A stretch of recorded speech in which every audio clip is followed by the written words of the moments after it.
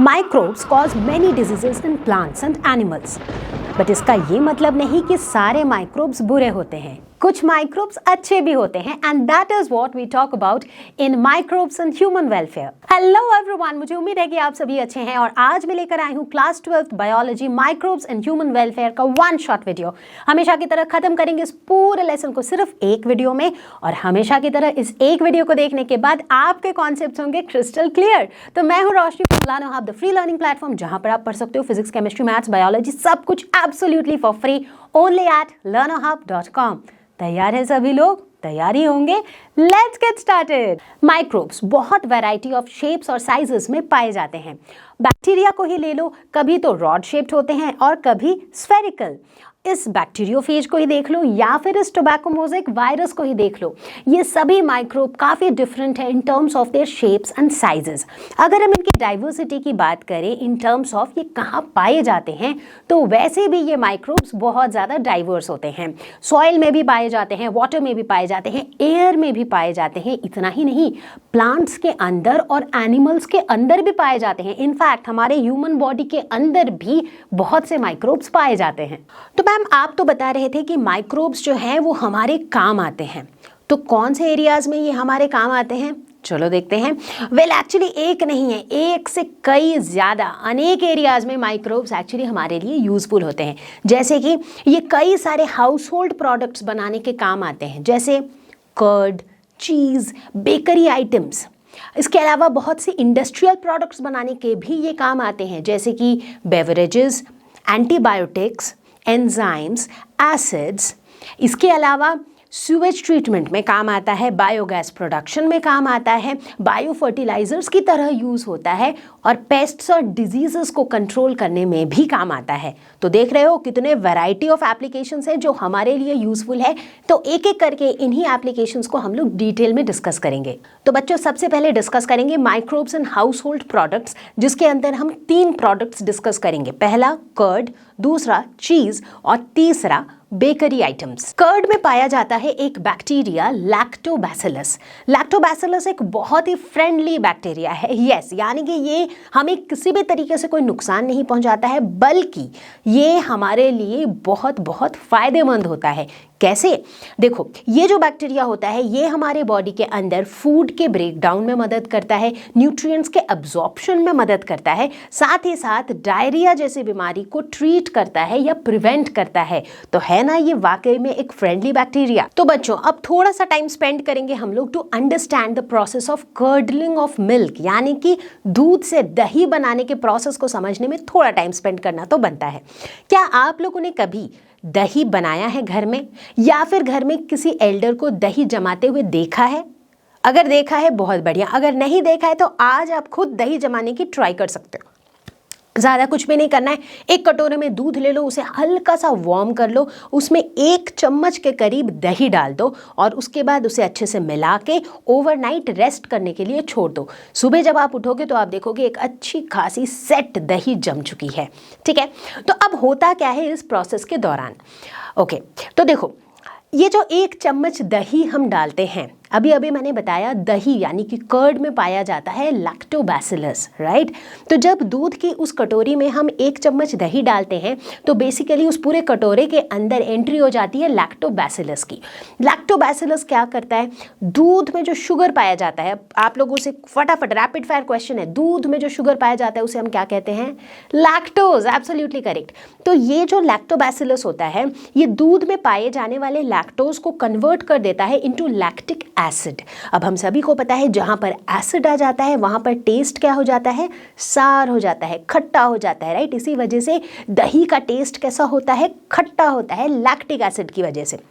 Okay, अब acidity increase होने की वजह से, ठीक है, दूध में पाए जाने वाले जो प्रोटीन्स होते हैं जिसे हम कहते हैं सीजन, ये प्रोटीन्स जो हैं ये कोआगुलेट कर जाते हैं, ये साथ में मिल करके सॉलिड मासेस बना देते हैं। इसी वजह से आप देखोगे कि जो दही का जो टेक्सचर होता है, जो कंसिस्टेंसी होती है, वो बिल्कुल लिक्विड नहीं होता है और बिल्कुल हार्ड सॉलिड भी नहीं होता है, लेकिन दही के अंदर आपको ऐसे थोड़ा सा सॉलिड मासेस दिखता है, राइट? ऐसे ऐसे ऐसे ऐसे आपको सॉलिड मासेस दिखते हैं, करेक्ट? तो वो इस वजह से होता है, ठीक है?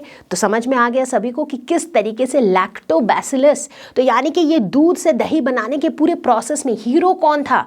लैक्टोबैसिलस, क्योंकि लैक्टोबैसिलस ने ही तो लैक्टिक एसिड बनाई और लैक्टिक एसिड की वजह से दही में खट्टापन आया। लैक्टिक एसिड बनने की वजह से ही दही में ये सॉलिड मासेस आए। तो बेसिकली दूध से दही बनाने में काम आता है लैक्टोबैसिलस, और दही हमारे लिए बहुत यूजफुल होता है। तो अब बात करेंगे हम लोग बेकिंग की या फिर बेकरी प्रोडक्ट्स बनाने की प्रोसेस को। तो बेकिंग में ईस्ट को यूज किया जाता है as a raising agent, okay? Yeast एक अगेन अ माइक्रोब है जो कॉमनली यूज्ड ईस्ट होता है, दैट इज सैकरोमाइसिस सेरेविसी। तो ईस्ट का काम क्या होता है? ये डो को राइज करता है। आपने देखा होगा, चाहे कोई केक बना रहा हो या बिस्किट्स बेक कर रहा हो या फिर पिज्ज़ा का बेस बना रहा हो या ब्रेड बना रहा हो, इस तरह के बेकरी आइटम्स बनाने के लिए एक डो तैयार किया जाता है, राइट? और इस डो में ईस्ट को मिलाया जाता है, ठीक है? होता क्या है, अब उस डो में आटा मैदा जो भी होता है उसकी वजह से उसमें कार्बोहाइड्रेट होता है।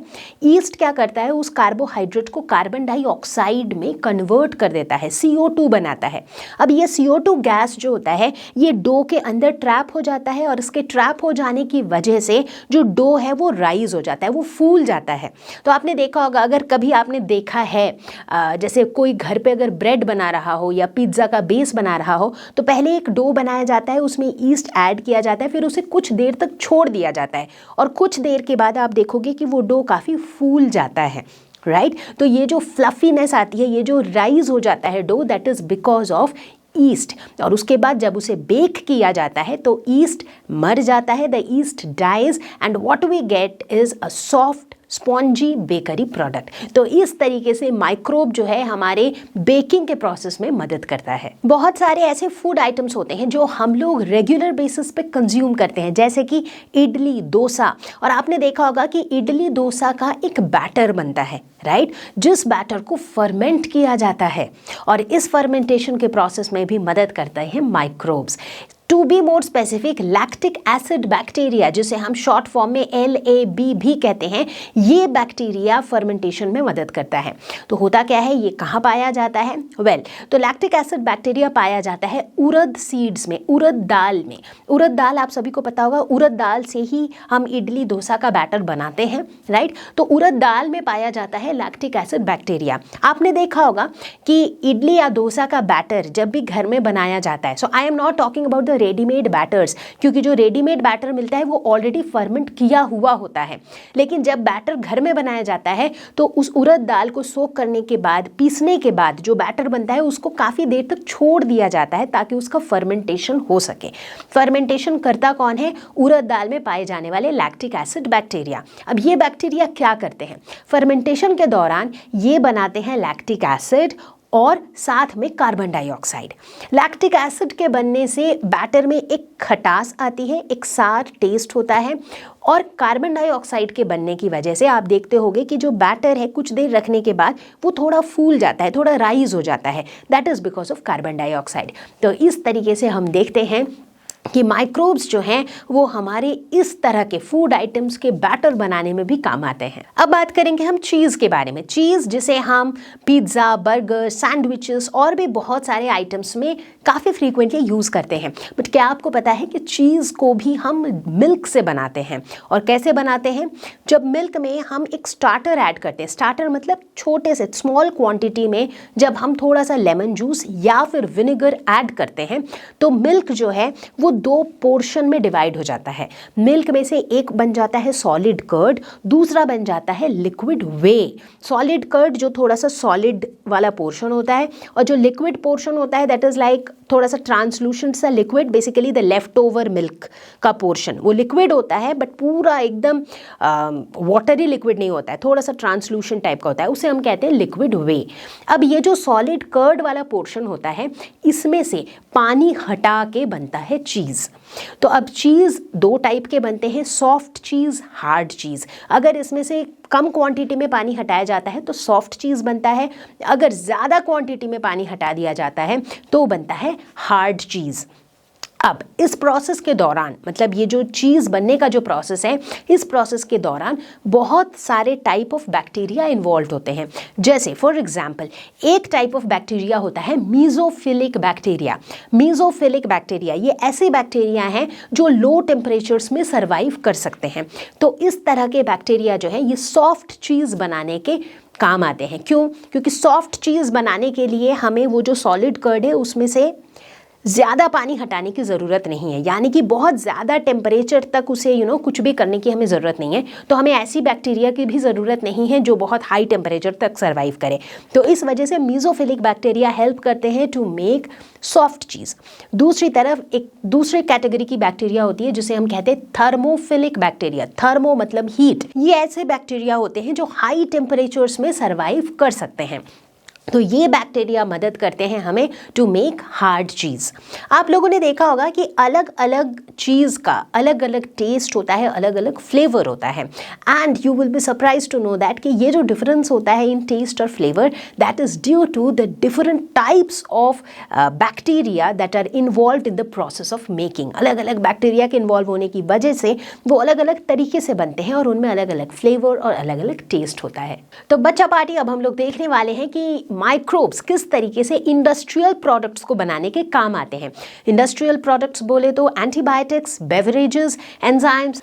तो बच्चों, एंटीबायोटिक होता क्या है? जब भी हमें हमारी तबीयत खराब होती है, बेसिकली जब भी हमें बैक्टीरियल इन्फेक्शन होता है तो एंटीबायोटिक लेने पर वो बिल्कुल ठीक हो जाता है, राइट? तो यानी कि एंटीबायोटिक करता क्या है? Antibiotic basically disease causing organisms को मार डालता है। लेकिन एंटीबायोटिक्स के बारे में इंटरेस्टिंग बात तो ये है कि ये कुछ ऐसे केमिकल सब्सटेंसेस होते हैं जिनको प्रोड्यूस करते हैं माइक्रोब्स, राइट? मतलब जो अच्छे वाले माइक्रोब्स हैं वो इन्हें प्रोड्यूस करते हैं और ये बुरे वाले माइक्रोब्स को मार डालते हैं, राइट? तो यानी कि एंटीबायोटिक्स प्रोड्यूस भी होते हैं फ्रॉम माइक्रोब्स। यस। तो पहला एंटीबायोटिक डिस्कवर किया था अलेक्जेंडर फ्लेमिंग ने, और इस पहले एंटीबायोटिक का नाम रखा गया था पेनिसिलिन। तो चलो देखें पेनिसिलिन के डिस्कवरी की कहानी। तो पेनिसिलिन की जो डिस्कवरी थी बच्चों, ये एक चांस डिस्कवरी थी, मतलब ये बाय चांस डिस्कवर हो गया था। अलेक्जेंडर फ्लेमिंग जो है ये पेनिसिलिन डिस्कवर करने के लिए नहीं एक्सपेरिमेंट कर रहे थे, ये तो कुछ और एक्सपेरिमेंट कर रहे थे, but by chance penicillin discover हो गया, ठीक है? तो इस तरह के चांस डिस्कवरीज के लिए एक वर्ड यूज किया जाता है विच इज सेरेंडिपिटी। ओके, तो चलो एक नया टर्म पता चल गया इसी बहाने। तो भाई एक्चुअली अलेक्जेंडर फ्लेमिंग कर क्या रहे थे? तो वो एक्सपेरिमेंट कर रहे थे स्टैफिलोकोकस बैक्टीरिया के साथ। तो उन्होंने एक पेट्री डिश में, पहले तो पेट्री डिश क्या होता है? ये एक शैलो डिश होता है जो कि थिन ग्लास या फिर प्लास्टिक का बना होता है। इसका एक लूज कवर होता है और इसे जनरली यूज़ किया जाता है फॉर बैक्टीरिया कल्चर, ठीक है? ओके, अच्छा। तो अब अलेक्जेंडर फ्लेमिंग जो थे ये एक पेट्री डिश में स्टैफिलोकोकस बैक्टीरिया के ऊपर एक्सपेरिमेंट कर रहे थे, ठीक है? तो ऑब्वियसली बैक्टीरियल ग्रोथ को वो ऑब्जर्व कर रहे थे, बैक्टीरिया ग्रो हो रहा था उस पेट्री डिश में। एक बार क्या हुआ, गलती से अलेक्जेंडर फ्लेमिंग जो है वो उस पेट्री डिश को कवर करना भूल गए, तो वो खुला रह गया। खुला रह जाने की वजह से उन्होंने क्या नोटिस किया कि उस पेट्री डिश के एक कॉर्नर में मोल्ड ग्रोथ होने लग गया, ठीक है? अब इंटरेस्टिंगली उन्होंने ये देखा कि जिस जगह पर मोल्ड का ग्रोथ था उस जगह पर बैक्टीरियल ग्रोथ नहीं हो रहा था। तो इससे उन्होंने ये कंक्लूड किया, इसका मतलब मोल्ड जो है वो कुछ ऐसा, again let me tell you mould क्या है, ये भी एक माइक्रोब है।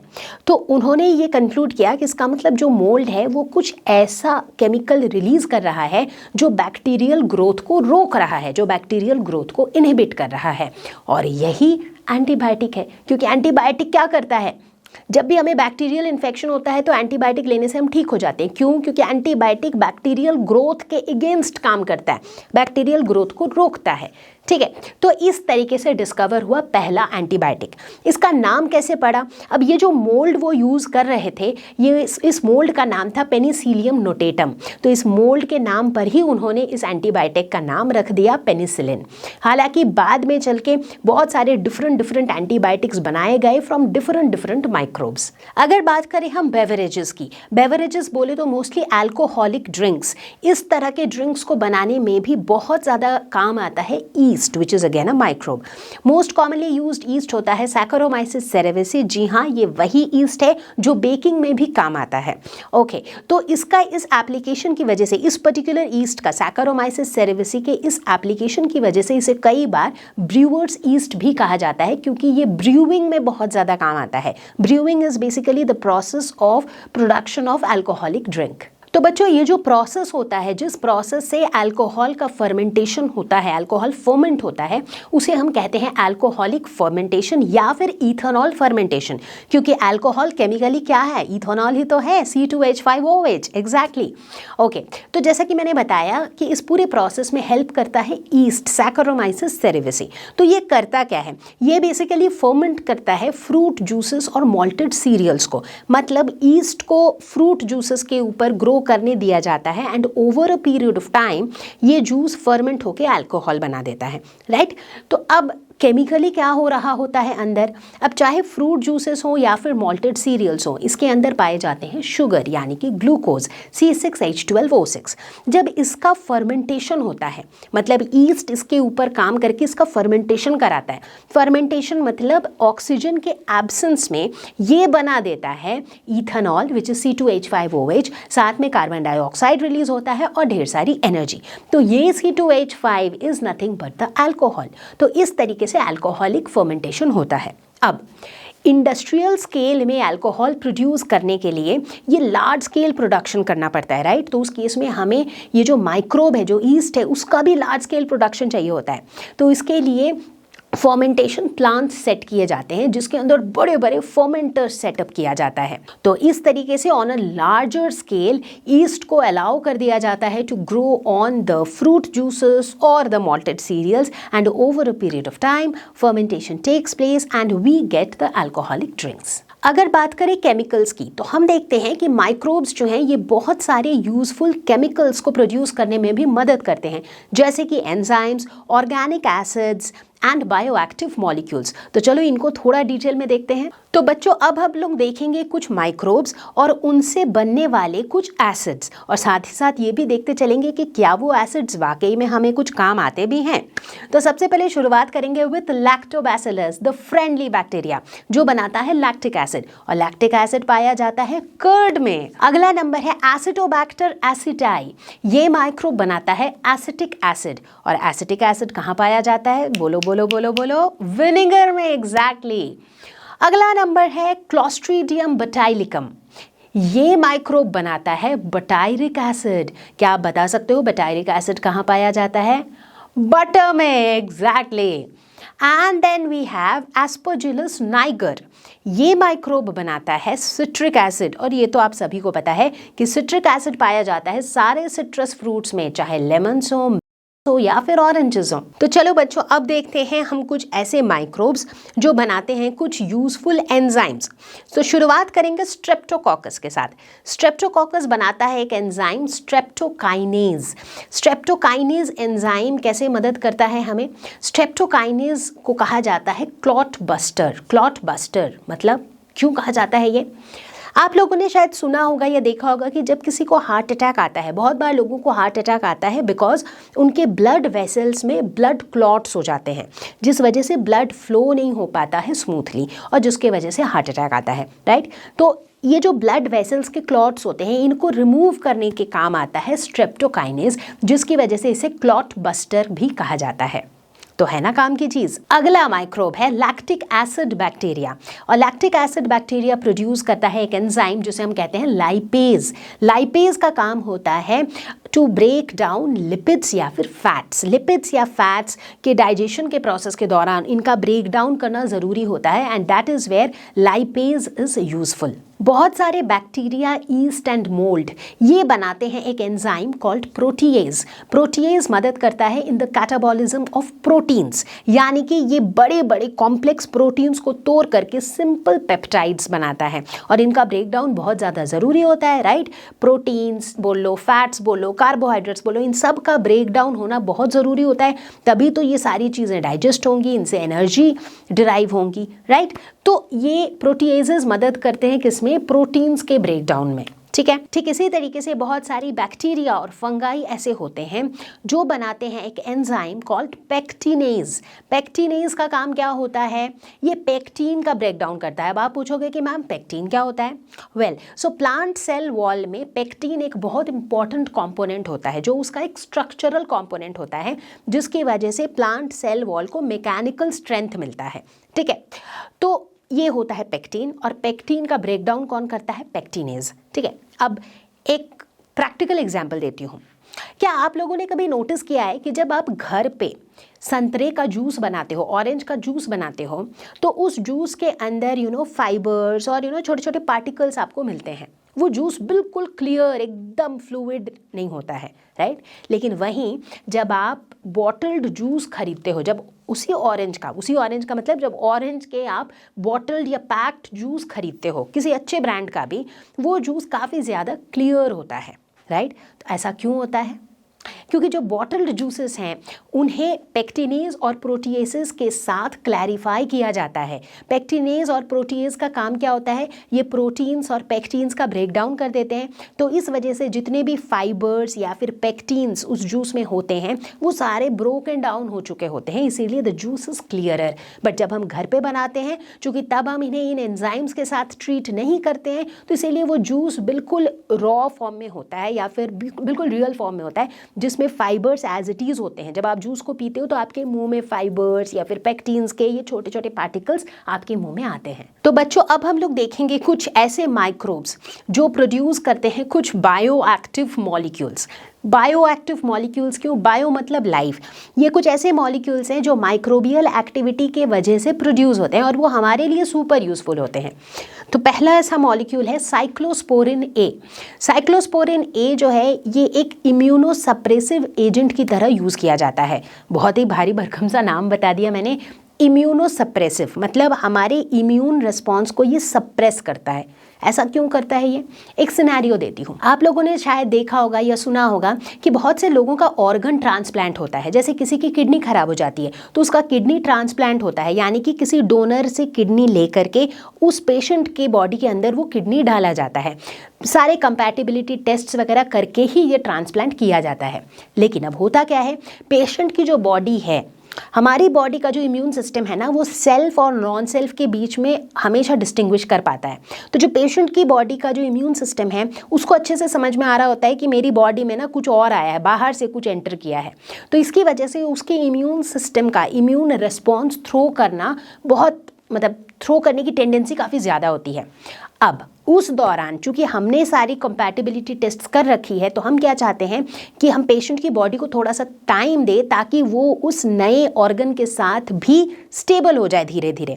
सो टू बाय दैट टाइम हम क्या करते हैं, उस दौरान पेशेंट को इम्यूनो सप्रेसिव एजेंट देते हैं ताकि उसके इम्यून रिस्पॉन्स को हम थोड़ा सा कंट्रोल में रख सके, थोड़ा सा सप्रेस कर सके, ठीक है। तो ये काम होता है साइक्लोस्पोरिन का। तो आप समझ ही सकते हो कि दैट इसका मेडिसिनल यूज़ जो है ये कितना इंपॉर्टेंट एक यूज़ है ना। अच्छा, तो इसे प्रोड्यूस कौन सा माइक्रोब करता है? तो इसे प्रोड्यूस करता है एक फंगस जिसका नाम है ट्राइकोडर्मा पॉलीस्पोरम। अब देखते हैं एक और बायो एक्टिव मॉलिक्यूल जो कि है स्टैटिन्स। स्टैटिन्स को कहा जाता है ब्लड कोलेस्ट्रॉल लोअरिंग एजेंट्स। नाम से समझ ही गए हो कि ये ब्लड कोलेस्ट्रॉल को लोअर करता है, ब्लड कोलेस्ट्रॉल को रिड्यूस करता है, ठीक है। और इसे बनाता है एक microbe which is a east that is Monascus purpureus, ठीक है। तो अब बच्चों देखो, आपको मैं पहले ही बता देती हूँ कि ये जो माइक्रोब्स के नाम हैं थोड़े मुश्किल ज़रूर हैं, बट आई वुड से जैसे जैसे आप वीडियो देख रहे हो इन माइक्रोब्स के नाम नोट करते चले जाओ, और ये कौन सा एंजाइम या कौन सा एसिड या कौन सा बायो एक्टिव मॉलिक्यूल बनाता है उसके भी नाम नोट डाउन करते चले जाओ, बिकॉज ये नाम आपको पता होना ज़रूरी है। तो चलो बच्चों, अब हम आगे बढ़ते हैं हमारे अगले टॉपिक पर, which is microbes in sewage treatment. किस तरीके से माइक्रोब्स सूएज ट्रीटमेंट में काम आता है। अब before we talk about sewage treatment, सबसे पहले ये तो जान लेते हैं कि सूएज क्या होता है। सूएज बेसिकली वो वेस्ट वाटर होता है जिसे किसी भी कम्युनिटी से रिमूव करना ज़रूरी होता है फॉर हेल्दी लिविंग। अब जैसे ही मैं वेस्ट वाटर की बात करती हूँ, what exactly is waste water. अब हम अगर अपने घरों की बात करें, हमारे घर से बहुत सारा वेस्ट वाटर निकल के जाता है, चाहे वो हमारे बाथरूम से हो, चाहे वो हमारे किचन से हो, राइट। बहुत सारे ऐसे वेस्ट वाटर, गंदा पानी होता है, चाहे नहाने के बाद का पानी हो या फिर वॉशरूम यूज़ करने के बाद का पानी हो या फिर किचन में जितनी तरह की कुकिंग वगैरह होती है उसके बाद का जो वेस्ट पानी हो। तो इस तरीके से बहुत सारा गंदा पानी हम सबके घरों से निकलता है। अब एक पूरी कम्युनिटी के, उस समय तो हमारे घर से निकल के चला जाता है, बट अगर पूरी कम्युनिटी की बात करें तो वो पानी जा कहाँ रहा है। वी हैव टू एंश्योर कि वो पानी पूरी कम्युनिटी से काफ़ी दूर जाके प्रॉपरली डिस्पोज हो, ताकि जो कम्युनिटी है वो हेल्दी लाइफ लीड कर सके। ऐसा क्यों? अब सवाल ये उठता है कि इस वेस्ट वाटर में होता क्या है। अब देखो, इस वेस्ट वाटर में चूंकि गंदा पानी होता है तो इसके अंदर ह्यूमन एक्सक्रीटा हो सकता है, एनिमल एक्सक्रीटा हो सकता है, डिजीज कॉजिंग माइक्रो ऑर्गेनिज्म हो सकते हैं, कुछ अच्छे माइक्रोब्स भी हो सकते हैं, राइट, कुछ ऑर्गेनिक वेस्ट हो सकता है। ये सारी चीज़ें इसमें हो सकती है। मतलब कुल मिला के हम ये कह सकते हैं कि ये जो गंदा पानी होता है, ये जो वेस्ट वाटर होता है, it has all the abilities to cause diseases. तो इसीलिए हमें इससे बच के रहना होगा।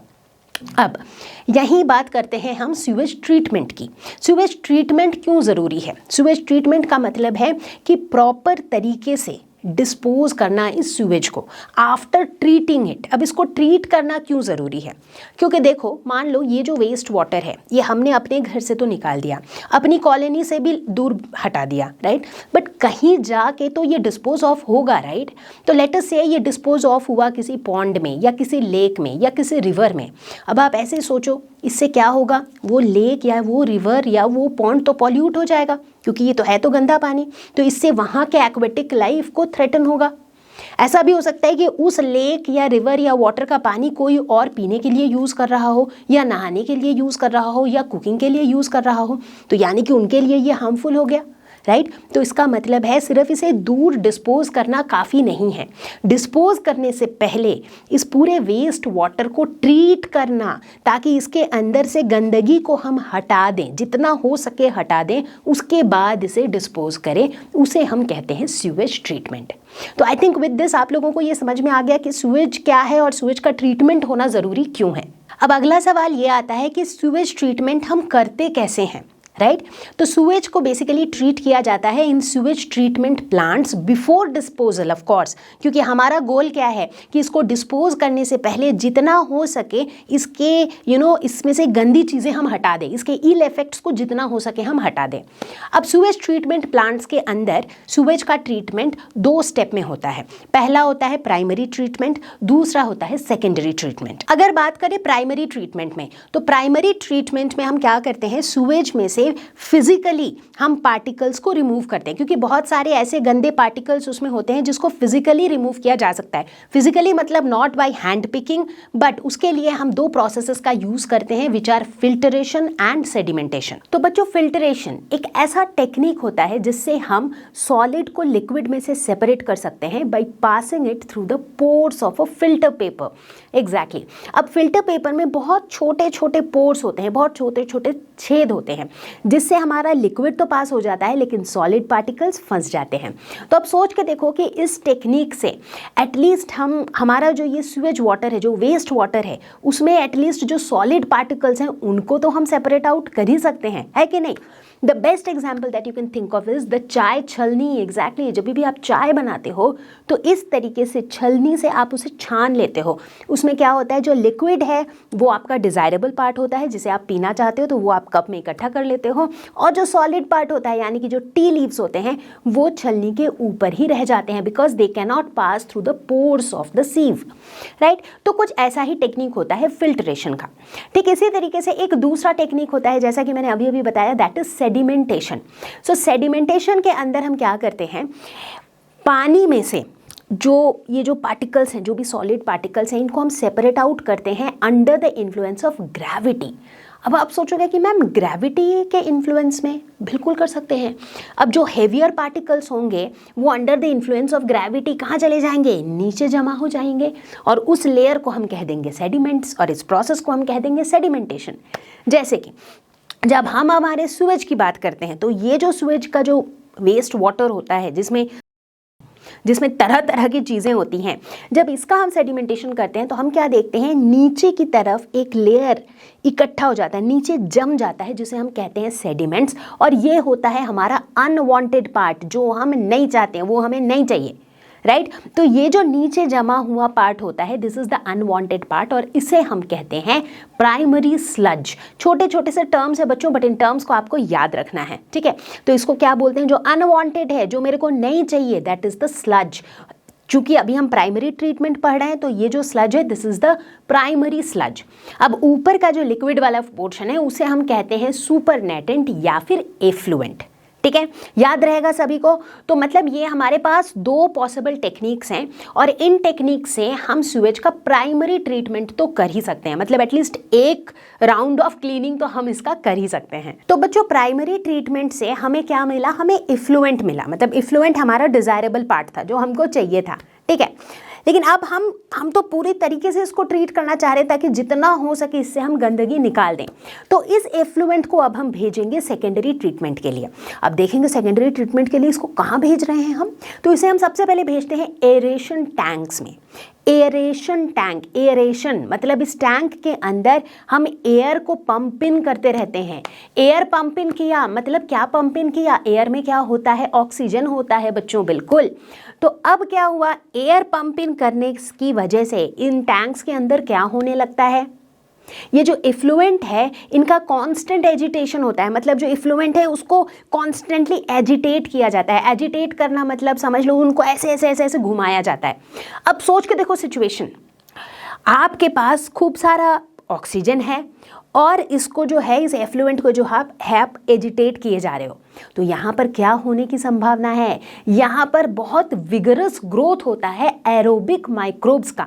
एरोबिक माइक्रो ऑर्गेनिजम्स कौन होते हैं, जिनको ऑक्सीजन चाहिए होता है for their survival and growth, है ना। तो चूंकि यहाँ पर ऑक्सीजन पर्याप्त मात्रा में प्रेजेंट है तो यहाँ पर एरोबिक ऑर्गेनिजम्स का, एरोबिक माइक्रोब्स का ग्रोथ होने लगता है।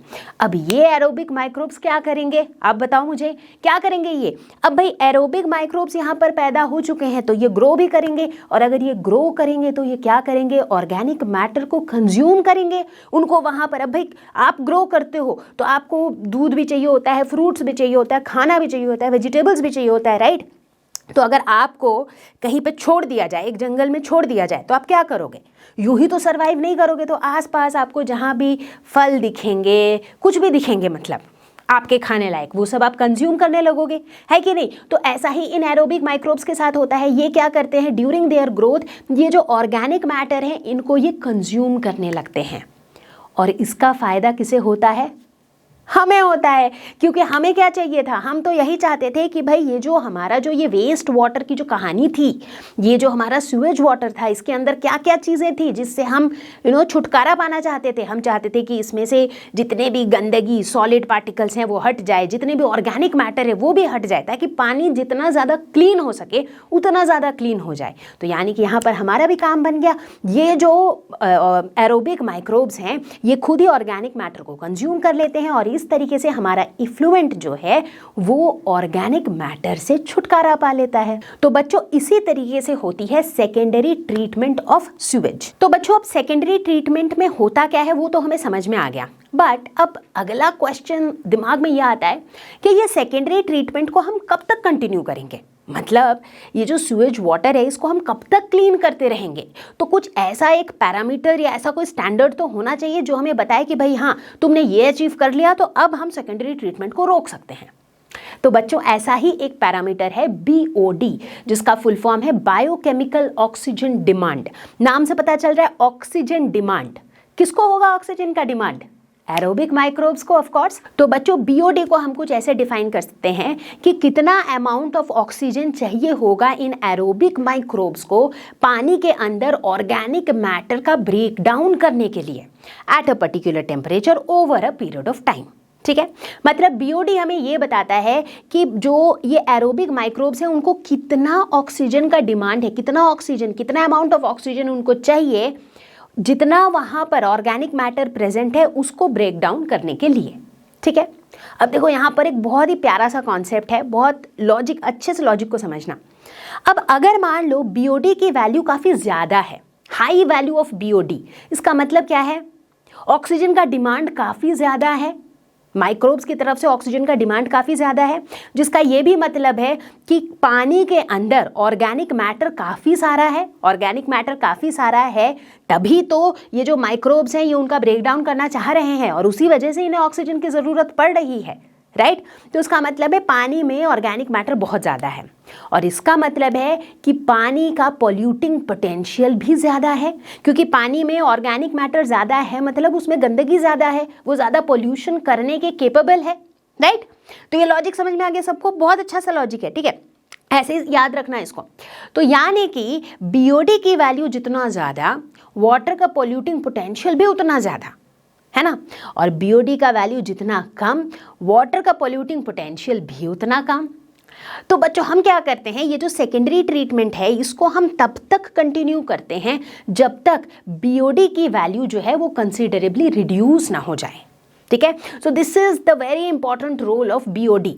तो मतलब सीवेज का ट्रीटमेंट कैसे हुआ, पहले प्राइमरी ट्रीटमेंट हुआ जिसमें हमने मोटा मोटा ऊपर से सारी सॉलिड चीज़ें हटा दी फिल्ट्रेशन या सेडिमेंटेशन से। उसके बाद उनका सेकेंडरी ट्रीटमेंट किया जिसके अंदर जो एरोबिक माइक्रोब्स हैं वो ऑर्गेनिक मैटर को कंज्यूम कर करके उनके ब्रेकडाउन कर करके उनको ख़त्म करने लगे। अब ये प्रोसेस को हम तब तक कंटिन्यू रखते हैं जब तक हमारे BOD की वैल्यू कंसिडरेबली कम ना हो जाए। अब सेकेंडरी ट्रीटमेंट तो हो गया, इसके बाद क्या, अब सेकेंडरी ट्रीटमेंट के बाद जो सेकेंडरी इफ्लुएंट हमें मिला, मतलब सेकेंडरी ट्रीटमेंट के बाद जो कंपैरेटिवली साफ सुथरा जो डिज़ायरेबल कंपोनेंट हमें मिला, that is the secondary effluent. अब इस सेकेंडरी इफ्लुएंट को हम पास कर देते हैं टू अ सेटलिंग टैंक।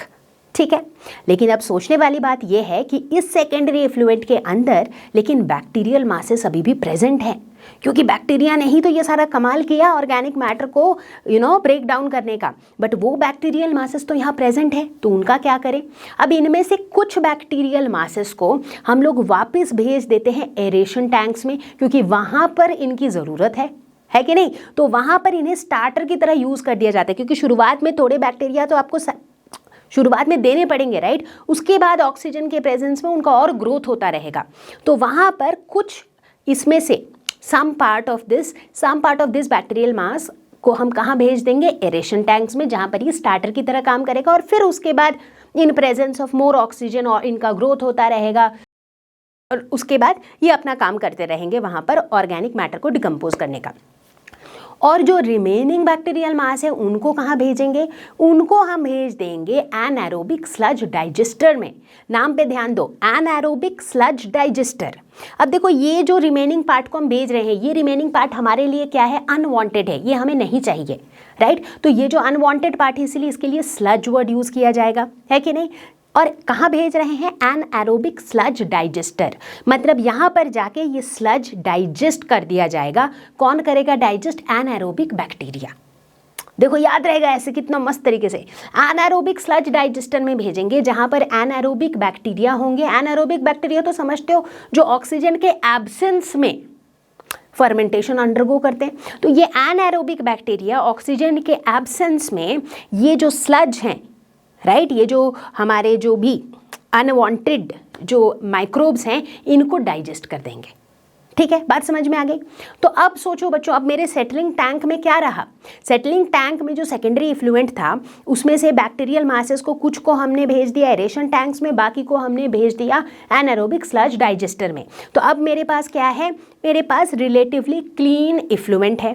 अब इस इफ्लुएंट को हम लोग डिस्पोज कर देंगे इनटू वाटर बॉडीज। ठीक, अब बच्चों ठंडे दिमाग से सोच के देखो कि अगर ये पूरा जो ट्रीटमेंट हमने किया सुएज का, अगर ये ट्रीटमेंट हमने ना किया होता और सीधा के सीधा वो जो सुएज वाटर था, जो वेस्ट वाटर था, वो सीधा के सीधा अगर हमने वाटर बॉडीज में डिस्पोज किया होता तो कितना ज़्यादा पॉल्यूशन हुआ होता, है कि नहीं? लेकिन जब हमने उसका प्राइमरी ट्रीटमेंट, सेकेंडरी ट्रीटमेंट किया तो उसमें से हमने काफ़ी गंदगी हटा दी ऑलरेडी। जब वो पानी रिलेटिवली क्लीन हो गया, जब उसका बीओडी काफ़ी कम हो गया, तब जाके उसको हमने रिवर में डिस्पोज किया। तो यानी कि उनका अब इस पानी का जो पॉल्यूटिंग पोटेंशियल है that is very very low, right? तो अब समझ में आ रहा है what is the beauty of sewage treatment. Sewage treatment हमारे लिए कितना यूजफुल है। तो बच्चों अब हमारा अगला टॉपिक है बायोगैस, जिसे फ्यूल गैस भी कहा जाता है, क्योंकि बायोगैस एक बहुत ही एक्सलेंट फ्यूल है। ओके, कॉम्पोजिशन की अगर हम बात करें तो ये कोई एक गैस नहीं है, ये मिक्सचर ऑफ गैसेस है।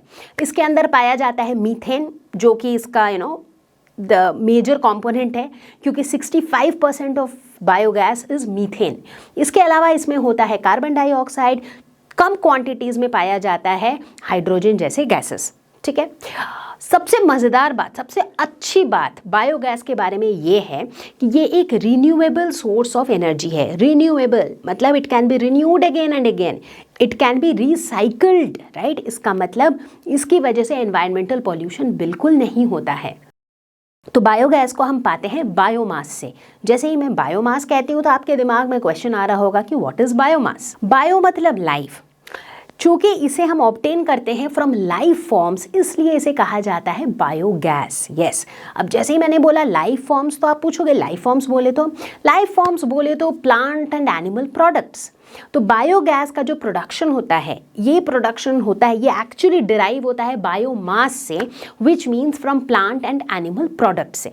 किस तरह के प्लांट और एनिमल प्रोडक्ट्स? प्लांट प्रोडक्ट्स बोले तो जैसे कि वेजिटेबल वेस्ट्स, जैसे कि रेसिड्यू आफ्टर हार्वेस्टिंग क्रॉप्स।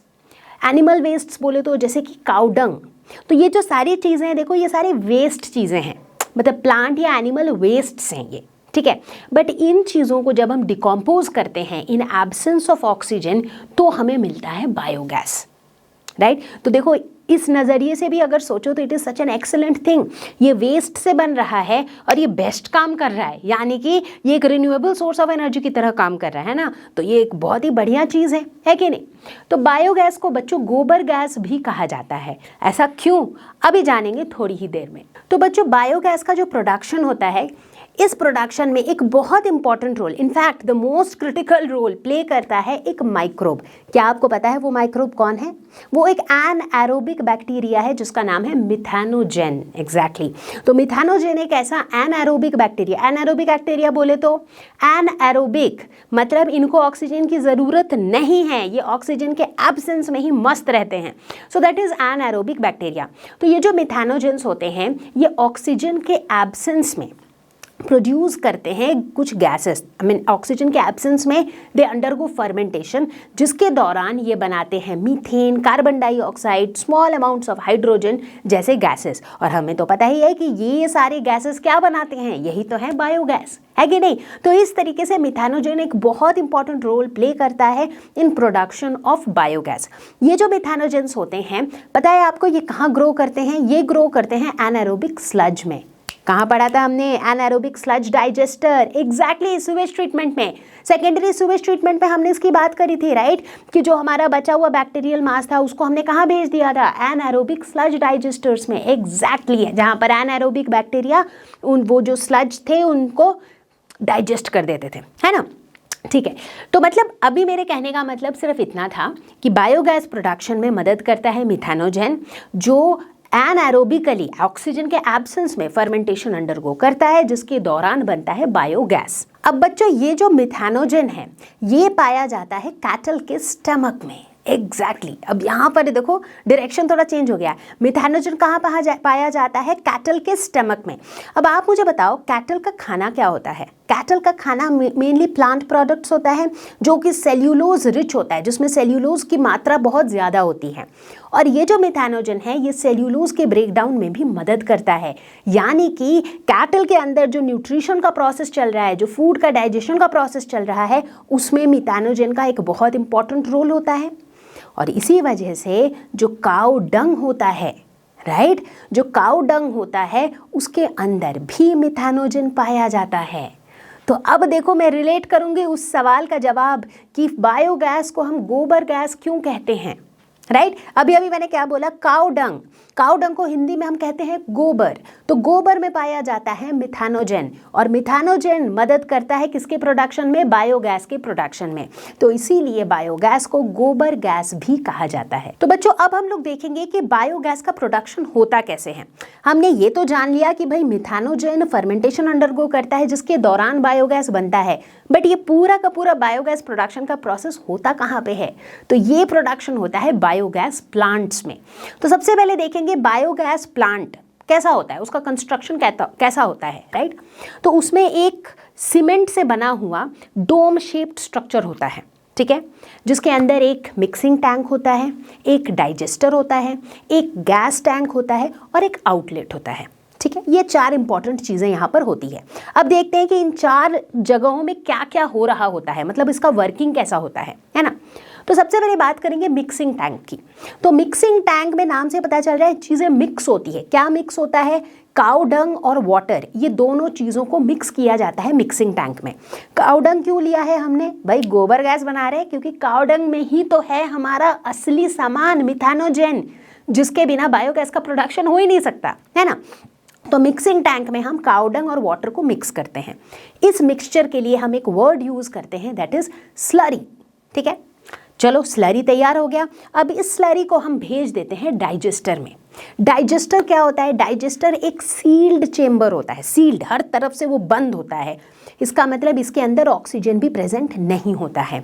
अब मज़े की बात देखो, सारा जो है ना एकदम माहौल बन गया है, डाइजेस्टर के अंदर ऑक्सीजन नहीं है, स्लरी आ चुका है, यानी कि कौन आ चुका है, मिथानोजन आ चुका है। मिथानोजन एक एनारोबिक बैक्टीरिया है, तो ऑक्सीजन के एब्सेंस में मिथानोजन अपना काम शुरू कर देगा, जो कि है फर्मेंटेशन, एग्जैक्टली। और जैसे ही फर्मेंटेशन शुरू हो जाएगा, जैसे ही मिथानोजन का काम शुरू हो जाएगा, वैसे ही क्या बनने लगेगा, बायोगैस, सिंपल।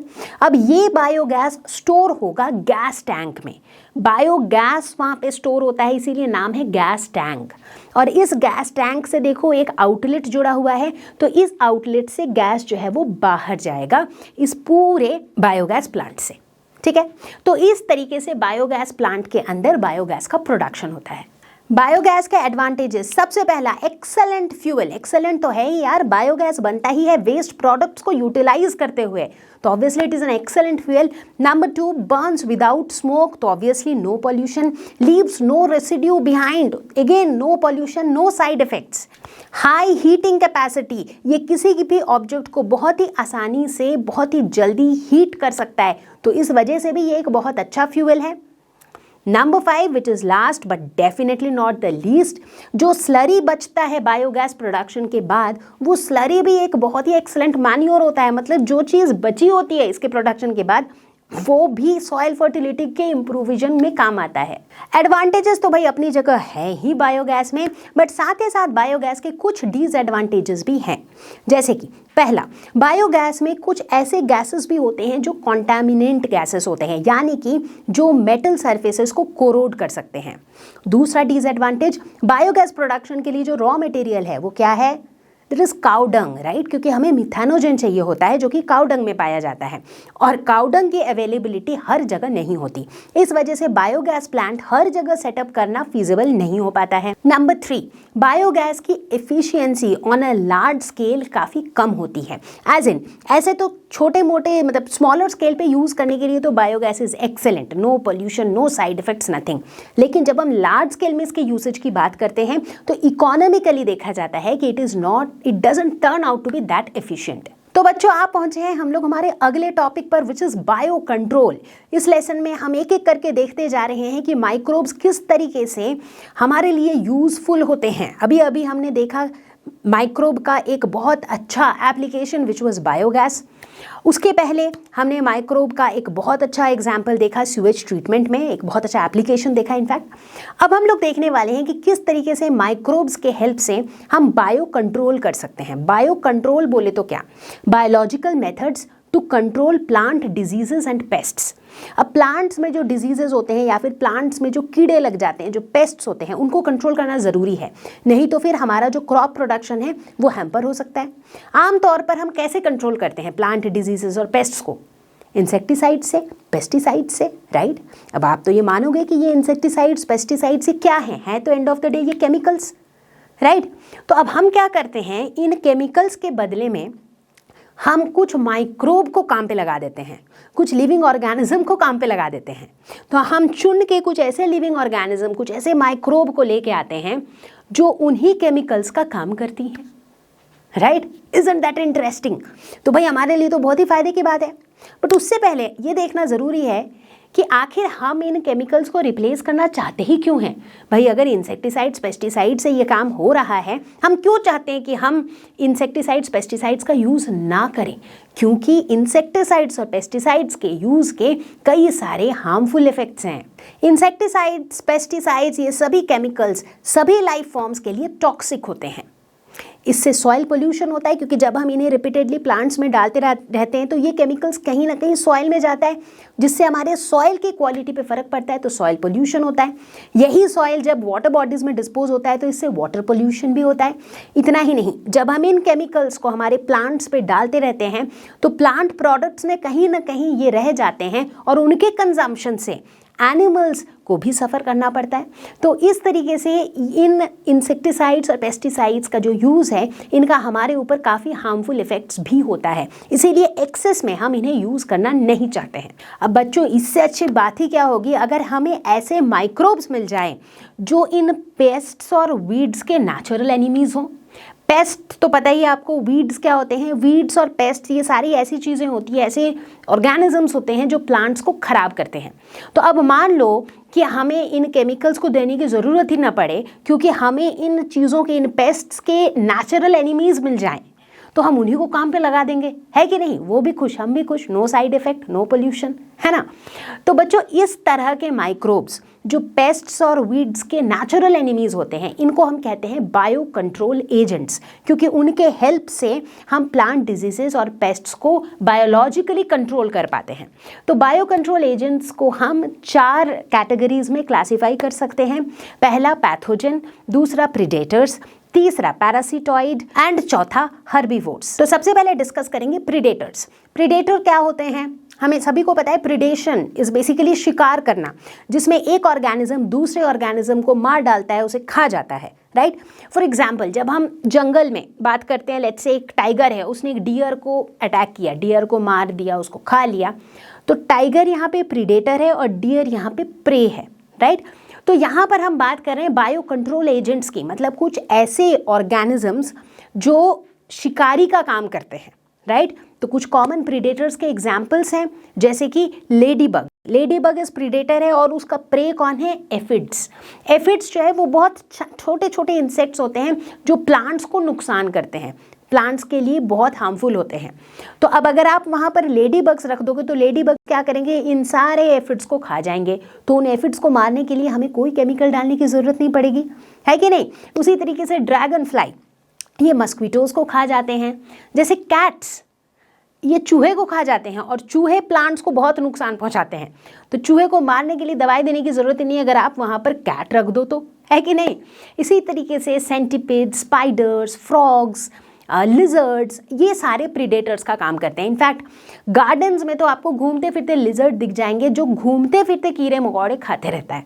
और इस तरीके से हमें इन पेस्ट्स को या फिर इन इंसेक्ट्स को मारने के लिए अलग से केमिकल्स देने की ज़रूरत नहीं पड़ती है। तो प्रीडेटर्स हैं हमारे सबसे पहले बायो कंट्रोल एजेंट्स। तो बायो कंट्रोल एजेंट्स के 2 नंबर पे हैं पैरासिटॉइड्स। पैरासिटॉइड्स नाम से ही पता चल रहा है कि ये पैरासाइट से थोड़े सिमिलर हैं, बिल्कुल सिमिलर ही हैं। तो पैरासिटॉइड्स क्या करते हैं? ये अपना एग ले करते हैं होस्ट की बॉडी के अंदर, है ना गजब बात। इससे भी ज़्यादा गजब बात यह है कि ये होस्ट की बॉडी के अंदर अपना एग ले करते हैं, होस्ट के बॉडी को यूज़ करते हैं अपने ग्रोथ एंड डेवलपमेंट के लिए, और उसके बाद होस्ट को मार डालते हैं। ऐसे ही होते हैं ये पैरासिटॉइड्स। एग्जाम्पल देखो, एग्जाम्पल के तौर पर एरेटमोसेरस, एनकार्सिया फॉर्मोसा, ये दोनों ही एग्जाम्पल्स हैं पैरासिटॉइड्स के जो वाइट फ्लाइज को अपनी होस्ट की तरह यूज़ करते हैं। वाइट फ्लाइज के बॉडी को ये यूज़ करते हैं अपने ग्रोथ एंड डेवलपमेंट के लिए, और बाद में जाके वाइट फ्लाइज मार दिए जाते हैं। ठीक है, बात समझ में आई कहानी, कैसे वर्क करते हैं पैरासिटॉइड्स। लेकिन अब देखो पैरासिटॉइड्स बायो कंट्रोल एजेंट्स की तरह काम कैसे करते हैं। जब हम बायो कंट्रोल एजेंट्स की बात करें, so these are like, they are not the villains for us, they are good people for us, they are our heroes. क्यों? क्योंकि हमें ऐसे ही लिविंग ऑर्गेनिज्म की ज़रूरत थी जो वैसे ऑर्गेनिजम्स को मारे जो हमारे प्लांट्स को नुकसान पहुंचाते हैं। ठीक है, अब जैसे ये जो वाइट फ्लाइज हैं ये प्लांट्स को नुकसान पहुंचाते हैं, तो हम चाहते हैं कि उसे कोई मार दे। अब हम अगर इंसेक्टिसाइड डाल के मारेंगे तो इंसेक्टिसाइड के अपने अलग साइड इफेक्ट्स होंगे। उसके बजाय क्या करो, इन पैरासिटॉइड्स को काम पे लगा दो, है कि नहीं? तो हमारा काम तो बन जाएगा, है ना। तो इस तरीके से ये जो पैरासिटॉइड्स हैं ये बायो कंट्रोल एजेंट्स की तरह काम करते हैं। तो बच्चों, बायो कंट्रोल एजेंट्स में अब हम नेक्स्ट बात करेंगे पैथोजेंस के बारे में। पैथोजन कौन होते हैं? हम सभी को पता है, डिजीज कॉजिंग माइक्रो ऑर्गेनिज्म को हम पैथोजन कहते हैं। लेकिन मज़ेदार बात यह है कि ये डिजीज कॉजिंग ऑर्गेनिज्म भी कभी हमारे काम आ जाते हैं। कैसे? प्लांट्स को डिजीजेस से बचा के। ठीक है, तो चाहे बैक्टीरिया हो, चाहे फंगाई हो, चाहे वायरसेस हो, ये सभी जो है बायो कंट्रोल एजेंट्स की तरह काम कर सकते हैं। सबसे पहले बात करते हैं बैक्टीरिया की। क्या बैक्टीरिया में आप एक ऐसा नाम बता सकते हो जो बायो कंट्रोल एजेंट्स की तरह काम करता है? नहीं, मैं बता देती हूँ, बीटी, जिसका फुल फॉर्म है बैसिलस थ्यूरिजिएंसिस। तो ये जो बैक्टीरिया होता है ये पाउडर्ड फॉर्म में पैकेट्स में पाया जाता है और इसे वाटर में मिलाकर प्लांट्स में डाला जाता है। ये प्लांट्स को इंसेक्ट से बचाते हैं। अब बात करते हैं फंगाई की। फंगाई में मेटारिजियम एंड कॉर्डिसेप्स, ये दो ऐसे फंगाई हैं जो प्लांट्स को अगेन इंसेक्ट से बचाते हैं। इसके अलावा ट्राइकोडर्मा एक ऐसा एग्जाम्पल है फंगाई का जो प्लांट्स के फंगल और बैक्टीरियल इन्फेक्शंस को ट्रीट करते हैं। आपने देखा होगा बहुत बार आपके घरों में भी, आपके अगर छोटी सी अगर आपकी बैल्कनी गार्डन हो या फिर बड़ा सा गार्डन भी हो तो उसमें बहुत सारे प्लांट्स हो, तो आपने देखा होगा कभी कभी प्लांट्स में ना कीड़े लग जाते हैं, कभी कभी प्लांट्स में फंगल ग्रोथ या बैक्टीरियल ग्रोथ भी हो जाता है, राइट। तो इनसे प्लांट को ट्रीट करना जरूरी है, नहीं तो over a period of time ये प्लांट्स मर जाएंगे, राइट। तो इस तरह के सिचुएशन में ये जो फंगाई हैं, राइट, जैसे कि ट्राइकोडर्मा जो है ये बैक्टीरियल फंगल इन्फेक्शंस को ट्रीट कर सकता है इन केस ऑफ प्लांट्स। बात करते हैं वायरसेस के बारे में। तो यहाँ पर है बैक्यूलो वायरस। बैक्यूलो वायरस जो है they are like very smart viruses. ये जो है इंसेक्ट्स को तो अटैक करते हैं लेकिन प्लांट्स पे कोई इम्पैक्ट नहीं डालते हैं, राइट। मतलब प्लांट्स में लेट्स से अगर इंसेक्ट्स हैं जिसने प्लांट्स को अटैक कर रखा है या फिर जो प्लांट्स को हार्म पहुंचा रहा है, तो ये बैक्यूलो वायरसेस जो है ये उस इंसेक्ट्स को नुकसान पहुंचाएगा लेकिन प्लांट्स को एज इट इज छोड़ देगा, राइट। तो यहाँ ये भी एक बायो कंट्रोल एजेंट की तरह काम कर रहा है। इसके अलावा रैबिट हीमोरेजिक डिजीज वायरस, ये जो वायरस है ये प्लांट्स को रैबिट हीमोरेजिक डिजीज से बचाता है। तो इस तरीके से हमने यहाँ पर कुछ ही एग्जाम्पल्स डिस्कस किए बैक्टीरिया, फंगाई, वायरसेस के जो बायो कंट्रोल एजेंट्स की तरह काम करते हैं। तो चलो बच्चों, अब हम आ पहुंचे हैं हमारे अगले टॉपिक पर, which is microbes as bio fertilisers. ये जो अच्छे माइक्रोब्स हैं ना, ये फर्टिलाइजर का काम भी कर सकते हैं। बिल्कुल। इससे पहले हम देखें कि बायो फर्टिलाइजर क्या होता है, सबसे पहले ये देखते हैं क्विक रिकैप कि फर्टिलाइजर क्या होता है। फर्टिलाइजर एक ऐसा सब्सटेंस होता है जिसे हम सॉइल में ऐड करते हैं to improve the fertility of the soil. जब सॉइल की फर्टिलिटी इम्प्रूव होती है, जब सॉइल ज़्यादा फर्टाइल होता है तो क्या होता है, क्रॉप का यील्ड बढ़ता है, राइट, फसल अच्छी होती है, जो प्लांट्स आते हैं वो भी हेल्दी प्लांट्स होते हैं। अब अगर बात फर्टिलाइजर्स के यूज़ करने की ही है तो हम केमिकल फर्टिलाइजर्स भी तो यूज़ कर सकते हैं। उसमें क्या नुकसान है जो हम बायो फर्टिलाइजर्स के बारे में सोचें? वेल, केमिकल फर्टिलाइजर्स के कई नुकसान हैं, ठीक उसी तरीके से जैसे हमने देखा था इंसेक्टिसाइड्स और पेस्टिसाइड्स के नुकसान। तो जब हम केमिकल फर्टिलाइजर्स की बात करते हैं तो इनके एक्सेसिव यूज से हम देखते हैं कि सॉइल का पीएच बिगड़ जाता है। सॉइल के पीएच बिगड़ जाने की वजह से बहुत बार सॉइल की फर्टिलिटी पे एडवर्स इफेक्ट पड़ता है, मतलब सॉइल की फर्टिलिटी बढ़ने की बजाय फर्टिलिटी उसकी घटने लगती है, जिसकी वजह से जो प्लांट्स वहाँ पर उगते हैं उन प्लांट्स में डिजीजेस होने के चांसेस भी बढ़ जाते हैं। इतना ही नहीं, वहाँ से फ्रूट्स और वेजिटेबल्स जो हमें मिलते हैं उन सब में भी उन फर्टिलाइज़र का थोड़ा ही सही बट थोड़ा कंटेंट पाया जाता है, जो कि उसे कंज्यूम करने वाले ऑर्गेनिजम्स के लिए अच्छा बिल्कुल नहीं होता है। साथ ही साथ इतने ज़्यादा केमिकल फर्टिलाइज़र्स के यूज़ से बहुत बार हमारा सॉइल की क्वालिटी डिग्रेड होने से सॉइल पोल्यूशन होता है। Soil pollution results in water pollution, so basically environmental pollution भी इसका एक इम्पैक्ट। तो कुल मिला के हम ये कह सकते हैं कि ये जो केमिकल फर्टिलाइज़र्स हैं ये टॉक्सिक होता है ना सिर्फ एनवायरनमेंट के लिए, but it is also toxic to all the life forms. अब ठीक ऐसे ही सिचुएशन में हम बात करते हैं बायो फर्टिलाइज़र्स की। बायो बोले तो लिविंग ऑर्गेनिज्म, मतलब कुछ ऐसे लिविंग ऑर्गेनिज्म जो फर्टिलाइजर का काम करे, मतलब कुछ ऐसे लिविंग ऑर्गेनिजम्स जो कुछ ऐसा करे जिससे सॉइल की फर्टिलिटी एनहांस हो जाए। अब आप सोचोगे कि ऐसे फर्टिलाइजर्स हमें मिलेंगे कहाँ से? बैक्टीरिया से मिल सकते हैं, फंगाई से मिल सकते हैं, साइनोबैक्टीरिया से मिल सकते हैं। तो चलो देखते हैं बायो फर्टिलाइजर्स के कुछ एग्जाम्पल्स। तो बायो फर्टिलाइजर के तौर पर सबसे पहला एग्जाम्पल लेंगे हम लोग एक बैक्टीरिया का जिसका नाम है राइजोबियम। इंटरेस्टिंगली ये जो राइजोबियम बैक्टीरिया होता है ये पाए जाते हैं लेग्यूमिनस प्लांट्स के रूट नोड्यूल्स में। लेग्यूमिनस प्लांट्स जैसे कि पीज, बीन्स, इस तरह के जो प्लांट्स होते हैं, जो लेग्यूम्स होते हैं, इन प्लांट्स के रूट नोड्यूल्स में ये पाए जाते हैं। और ये जो एसोसिएशन होता है राइजोबियम का और root nodules of leguminous plants का, ये एक म्यूचुअल बेनिफिट वाला एसोसिएशन होता है जिसे हम कहते हैं सिम्बायोसिस। एग्जैक्टली। तो इस म्यूचुअल बेनिफिट वाले एसोसिएशन में देखो दोनों पार्टी को बेनिफिट है, राइजोबियम को भी बेनिफिट है और प्लांट को भी बेनिफिट है। राइजोबियम का बेनिफिट बहुत सिंपल है, उसको रहने के लिए जगह मिल गई है, उसको पेट भरने के लिए खाना मिल गया है, तो उसका food and shelter are taken care of by the plant. Plant के लिए बेनिफिट क्या है? ये जो राइजोबियम बैक्टीरिया है ना, इसमें एक बहुत अमेजिंग खासियत है। इसमें एक कैपेबिलिटी है कि ये एटमॉस्फेयर में पाए जाने वाले नाइट्रोजन को, एटमॉस्फेयर में तो नाइट्रोजन बहुत अबंडेंस में है, तो ये एटमॉस्फेरिक नाइट्रोजन को सॉइल में फिक्स कर सकता है। मतलब एटमॉस्फेयर के नाइट्रोजन को ये नाइट्रेट के फॉर्म में कन्वर्ट करके सॉइल में ला सकता है। इसको हम कहते हैं नाइट्रोजन फिक्सेशन। और हम सभी को पता है कि एक बार नाइट्रोजन अगर किसी भी फॉर्म में सॉइल में आ गया तो प्लांट अपने रूट्स के हेल्प से उसे सॉइल से अपने अंदर खींच लेगा। And nitrogen is a very very very essential nutrient for plant growth and development. ठीक है, तो ये जो हमारा बैक्टीरिया है राइजोबियम, इसकी तो ये बहुत अमेजिंग कैपेबिलिटी है।